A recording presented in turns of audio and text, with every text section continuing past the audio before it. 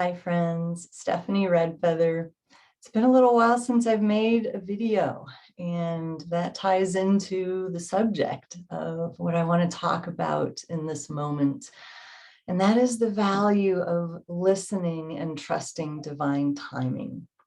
At this moment, it is near the end of July 2022, and my husband and I moved back in the middle of April, something we've been looking towards and wanting to do for a long time. And so the last number of months, my bandwidth has really been full with just house stuff, right? Selling a house, buying a house, packing, moving, contractors at the house. We're having our garage renovated and turned into living space.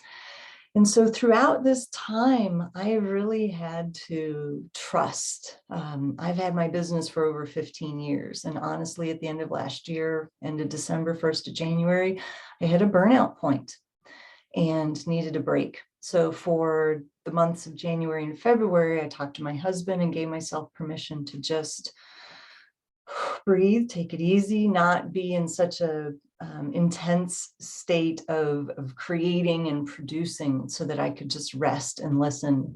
And then as we entered into March, we started the process of looking for a house and preparing to move. And so I haven't done anything like this in the 15 years of having my business. I have put my business on maintenance, as I've called it, for the last 7 months or so. And let me tell you, and I'm sure many of you can relate, that the inner critic, right, the critical voices, the driving voices, I tend to be very ambitious and driven. And those voices have had a lot to say over the last 7 months. You know, like, all right, we can let you take a couple of months off. You got to move. We understand packing and all of this kind of stuff. But okay, you know, it's time to get to work. You got to produce, you got to create, you got to make money. You have to, you know, be in action.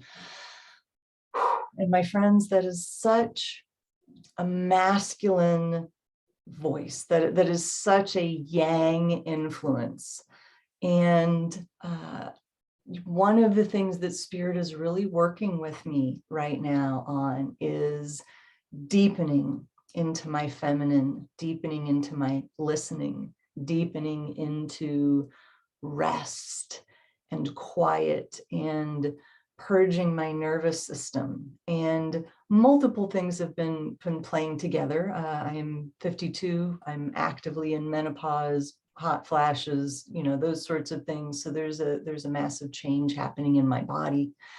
There's also a change that's just naturally going to occur because I've moved. I'm in a different location, and we're on 2/3 of an acre. It's an incredible property that's, as I get to know it, it's really informing me as to where I'm headed in the next version of my sacred work, and how to be of service to you and all of those who are yet that I'm yet to meet and have a part of my life. And I have really had to stop and listen and trust. Here's a specific example. Many of you know that I practice a Peruvian tradition of shamanism, and we make use of something called an apacheta, which is an outdoor altar, you know, basically a sacred pile of stones that is used ceremonially and for many other reasons. And I immediately knew where in the yard it was going to be built, but it sat and sat and sat, and full moons and new moons came and went. Cross quarter, you know, Beltane came and went. Is it time to do the apacheta? No, it's not time. Summer solstice came and went. Is it time to put the apacheta? No, it's not time. And so I had to really tune into the part of me that's like, no, we have to do this. It's, you know, we have to put this together, and then acknowledge that. It's like, okay, I hear you. I hear that part that thinks that it's time, that we have to do this, that we're supposed to, that, you know, all the shoulds. And then I went into the space of trusting, like, okay, you know, this is a sacred altar. It's important for me that it's built at the time when it's ready to be built. And a couple of weeks ago, during the Capricorn full moon, I finally got the go-ahead sign. And so, of course, there's a part of me that's like, why now? Why not before? Capricorn moon, what's the big deal about that? Shouldn't we be doing blah, blah, blah, you know, just monkey mind, la, la, la, la, la, lots of judgment. But I trusted. I felt it. I felt the things align, right? The sort of cosmic tumblers align. I got the go ahead, and I spent 3 days, several hours a day, clearing the land, doing ceremony, placing the stones, activating it. And I'm sharing all of this with you because I've had many experiences of this that are similar. I've been doing this long enough to know that I can recognize when it's time and when it's not time. And my MO for a lot of years before my spiritual journey was forcing it, right? I have 4 planets in Scorpio. I have a very strong will. I carry a lot of masculine energy anyway. My ascendant is in Aries, for any of you who are, who play with astrology.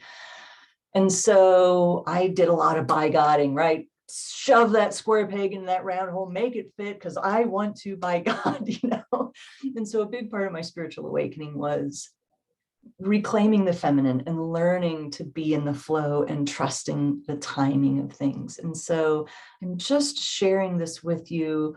One, it just as an example of, hey, I'm human too, right? I'm better at listening, but the voices are still there, right? It doesn't mean that I just have this, that the inside of my head is all roses and rainbows and diamonds and sparkles and fairy dust. It's not, right? Human brain, human body, human psyche, just as human as the next person. And so if this is something that resonates with you, I'd love for you to take this in deeply and really breathe in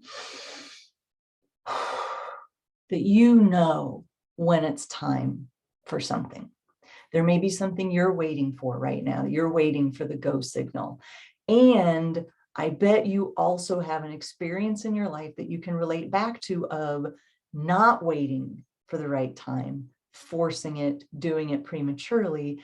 And then, what happened? Almost always, if we force something, if it happens prematurely, we've either got to go back and do it again in some way, or something blows up, or there's a piece of information that we wish we had that we didn't, that would have changed everything. And so I just invite you, it's hard. I am very much a product of the society I grew up in, right? Western society, US culture, right? Produce, make it happen, be in action, I'll sleep when I die.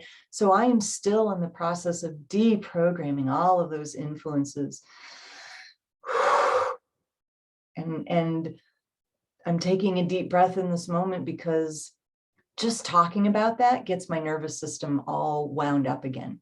And part of what I recognize has been happening for me these last 7 months is I'm getting separation from the way I used to do things, right? The way I approached the day, not just my mental processes, but my physical actions and behaviors, my calendar, what I would do first, second, and third during a day. Spirit is giving me very clear signals of, we don't want you to establish a new routine yet because you're still too close. We want separation. We want your body to have a purging, right? A releasing, a letting go of, a forgetting, and if you will, of how you used to do things, because what I'm very clear about is my system can no longer tolerate and sustain the way I used to do it.